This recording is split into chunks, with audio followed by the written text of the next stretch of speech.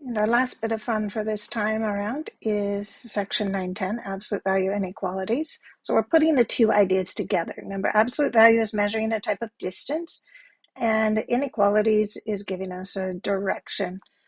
And if we have two inequalities, it may end up giving us then a interval that might be closed and bounded. But let's see what type of introductory examples we have in this section. So example 1, saying solve absolute value of y minus 3 is less than 0. And we want to express the answer both in interval notation and on the graph. But as we saw before, those are basically the same thing, same notation. So here, if I'm solving for y, I would add 3 to both sides. And so this is telling me absolute value of y is less than or equal to 3. So this is exactly where distance comes in handy. This is telling me the distance from 0 is less than 3. So all of the numbers that are within 3 units of 0. So let's do the graph first, even though the questions on Hawks may ask you to do the notation and then the graph. So if we're starting from 0, saying I can go up to 3 units above and up to 3 units below. Let's get, since we do not have equals, we have a strict inequality, then we're not including the negative 3 and 3, but it's everything within that. So these are all the numbers that are less than 3 units from 0. That's our picture, and our interval notation for that would be negative 3 comma 3 with the parentheses. Parentheses because we do not have equality. Example 2. Absolute value of y minus 1 is greater than or equal to 0. So let's add 1 to both sides. Absolute value of y is greater than or equal to 1. And rewrite it as distance. So the distance from 0 is greater than or equal to 1. Or if you prefer the English, it's at least 1. But that's mathematically we would typically say is greater than or equal to 1.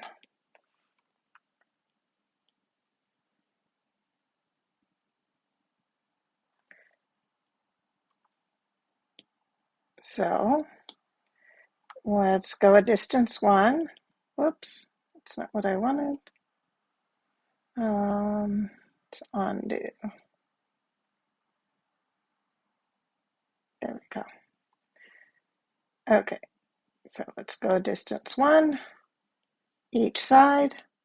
And then we want to go more than 1. So if we go to our highlighter, then saying we have equals, so we want to include the 1 and go further away.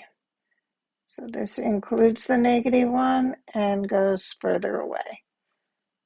If we want to write that in interval notation, we have negative 1 inclusive, union or positive 1 inclusive, and this keeps going, and this keeps going. So the infinity symbols are saying keep on going, never stop. So we'll do 2 more. I might throw in a bonus one as well. Let's see. Example 3. If the absolute value of x minus 7 is greater than 3, try to interpret it ahead of me. The distance from 7 is greater than 3.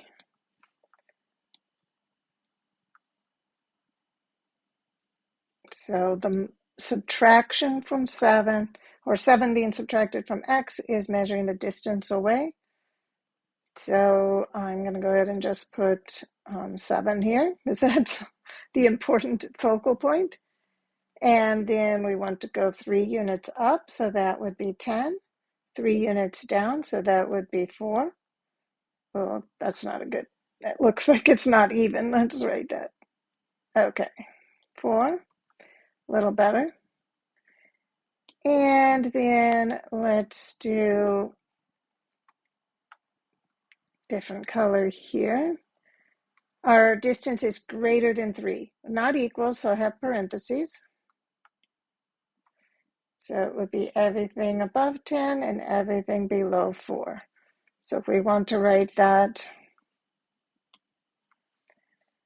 we would say all the way down up to 4, not inclusive, and then union from 10 all the way up.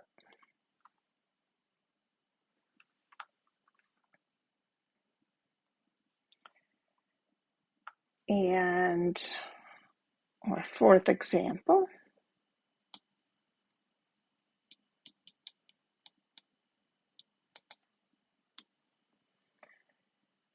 X minus 8 is less than or equal to 5.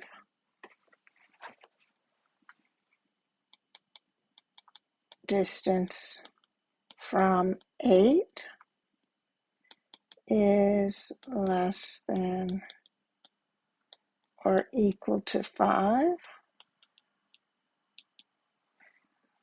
Or you could say no more than 5. And let's graph this. So if 8 is our focal point, we need to add 5, go to the 13, subtract 5, that goes to 3. So that's where the distance is equal to 5, and then we want the things that have a distance less than, so they're within 5 units of 8. So 8 is like where you live, and you're staying within 5 miles of your home. And so let's get a picture. We can equal, so I'm going to use a bracket, not a parenthesis, and then it's within that distance. And it's easier if I graph it. For me, it's easier to graph it first and then go over and say, what does that look like in interval notation? Start at 3 and go to 13 and include both of those. So that is my answer for that absolute value inequality. And maybe we should, let's throw in at least one or two bonus ones. So example 5, what else could we see? What if we have x plus 4, and let's say is less than 3? So how I would want to picture that is x minus a negative 4. Because I need the minus to be measuring distance. So I'd interpret this as distance from negative 4 is less than 3.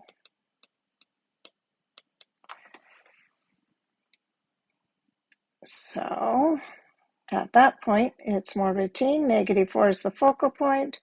I need to go at distance 3, so add 3. Negative 4 plus 3 is negative 1. Subtract 3. Negative 4 minus 3 is negative 7.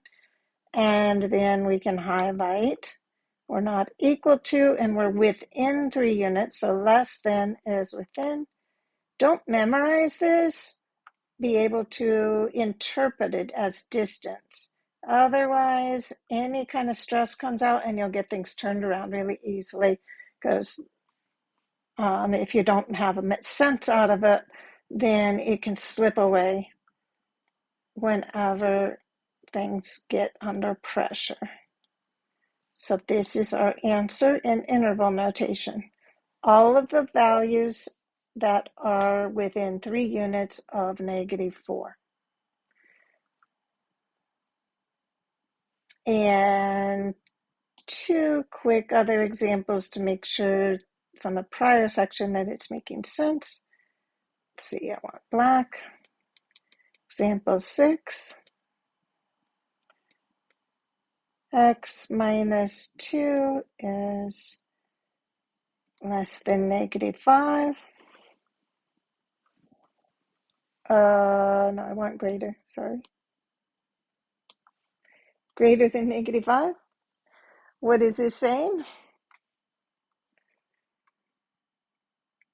No, less than, that's what I wanted. Okay, let's get back. Okay, x minus 2 is less than -5. The value of absolute value, the distance, the smallest it gets is 0. So this is impossible.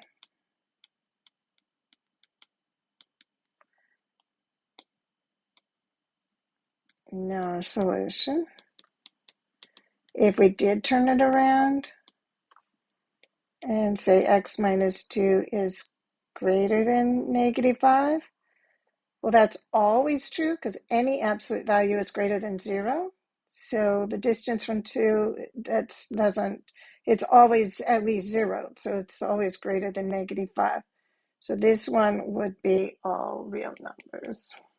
I don't think they'll throw these couple of examples at you, but it's good to make sense out of them.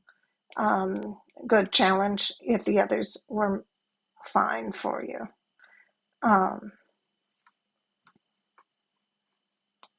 And I think we'll stop there. Thank you for watching. Have a great day.